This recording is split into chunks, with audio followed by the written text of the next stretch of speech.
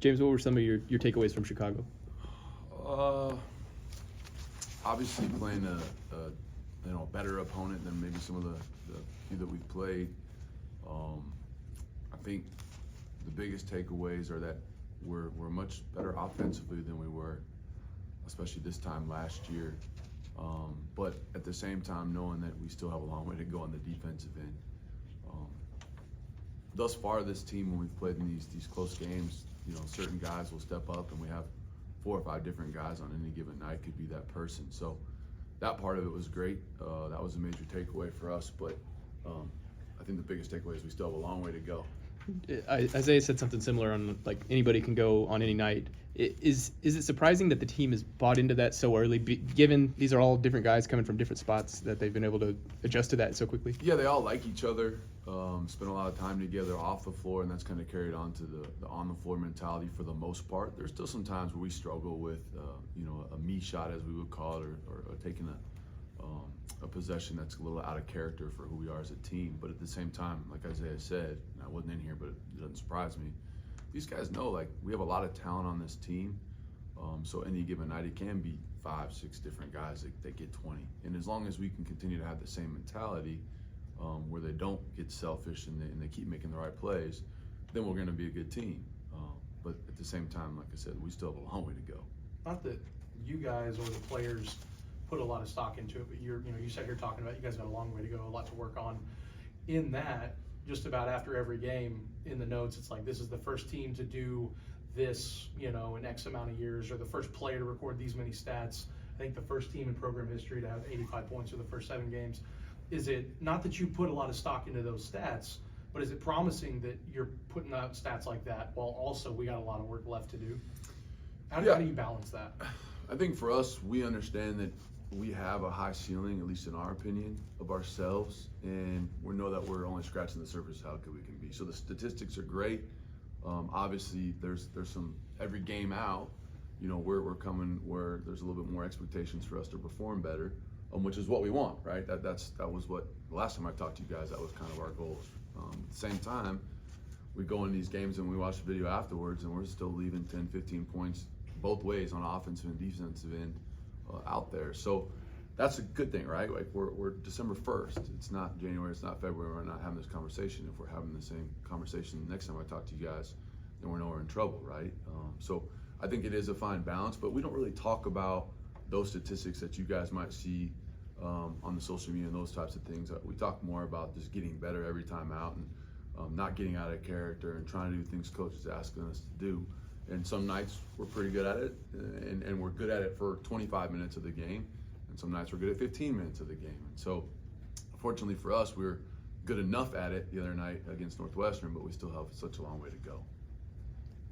Does it feel like the defensive switch, the guys are capable of flipping it when they need to? It's just maybe not on at all times. And is that promising that they're able to flip it, or is it sort of frustrating that maybe it's not on at all times? I think it's frustrating for us as a staff because we know that we have the capability, both from a physical standpoint and a mental standpoint, to be a really good defensive team.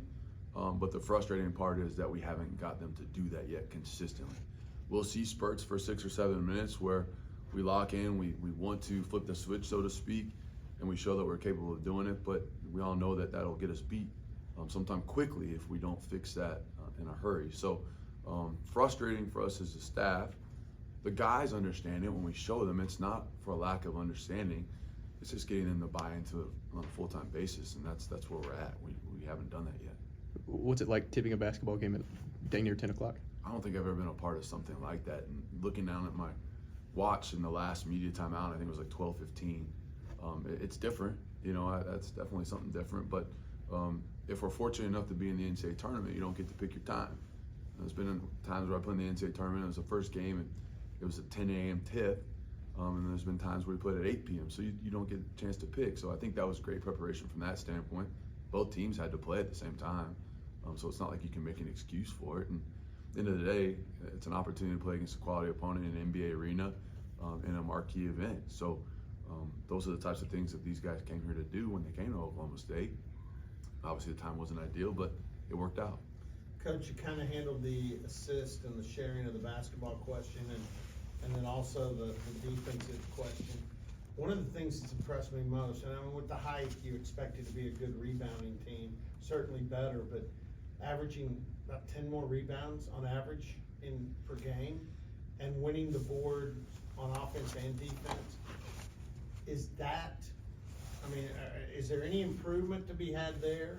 Or can you live with that throughout the season, those numbers? There's a ton of improvement left for us on the defense and offensive rebounding. You look at it, and I think, you know, from a defensive rebounding standpoint, we're top 50, I believe. I don't know what the exact number is right now because it changes so much with so few games played. But offensively, our offensive rebounding is not very good, to be honest. It's not where it needs to be. We have bigger guards, right? We have Victoria Smith, we have Isaiah Coleman, we have Anthony Roy, we have size, we have Ryan Carter. Those guys, and none of them are playing 35 minutes a night, so they have the ability athletically to go in there and get more offensive rebounds. And they're not playing 35 minutes a night to where they should still have enough energy to go in there and crash every time. So I think we've done a pretty good job on the rebound battles when we needed to. But again, it's kind of like the slippage in play on the defensive end. Right.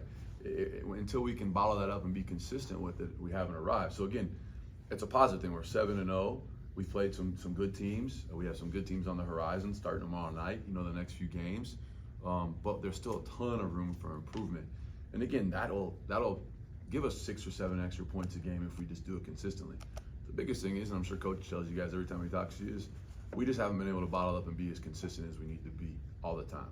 Like you said, the true coach speak, right? If we're having this conversation in February, then we're in trouble. But right now, that is a major area for growth for us, that if we do it consistently, we can be a lot better quicker. And that's all effort. That's just all mentality, and that's all just having some discipline to do it every time. The Sam Houston team, for being a Conference USA team, efficient in a lot of areas, have like 9 guys who are averaging close to double figures. Or sort of what stands out about this group? Yeah, Coach Mudge is a really good coach, and they've taken his personality, and I know they have a lot of new guys as well. And so when I say they've taken his personality on, they play extremely hard. They're tough. They have a lot of balance where any given night, one of those guys can get 10, 15 points. They shoot the ball really well. Good athletes. So they have a lot of really good weapons. And the fact that they just compete at such a high level all the time, it makes them scary, to be honest. I mean, they played Texas Tech really tough, and then Tech, pulled away the last 7 or 8 minutes of the game. Obviously, played Utah really tough, where they had a chance to win and tie the game in the last possession. So, we'll have our work cut out for us tomorrow, especially if we don't capitalize on some of those things we just talked about. As an assistant, how often do you think about scheduling? Is that something that you think about a lot, or is that more? Yeah, it's Coach and I talk about scheduling quite a bit, just because it's so important in order to get to where we want to go. And there's a fine line about playing too hard of a schedule. Where are we at in the progression of the program? Who do we have coming back? Who do we have coming in? And it's a little bit of a coin flip at times, because you're banking on certain teams to be good, and then sometimes they don't pan out the way you expect them to be.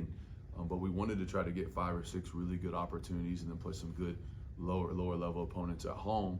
And I think so far it's worked out that way. And then hopefully we continue to have some success, and then we need those teams to continue to win some games as they get into their league. But scheduling is talked about almost as frequently as recruiting around here. That was sort of my with the portal era and teams being so different year to year. Is it hard to project? Okay, this mid-major team is going to be here in the net by the end of the year. Is that more difficult to project now? Yeah. So like, for instance, when we scheduled the Sam Houston game, we knew that they were going to basically lose the majority of their team, but at the same time, their coaching staff, their culture, the success they've had, since Coach Mudge's taken over, and even before when Coach Hooten was there, they've always had a really strong program. So we didn't necessarily know who they were going to have or who we'd be playing against on December 2nd, but we knew that they would probably be a successful program, and they're going to be tough, and they're going to win a lot of league games when they get into league play. And so part of that is the balance of understanding who their coach is, what success they've had over the course of the recent memory, and then at the same time, not playing an opponent that just wouldn't make sense from a numbers standpoint, and then trying to position ourselves best we can to get in that large bid when it comes mid-March. Maybe one more. Well, if you're good, we can get Coach Lutz now.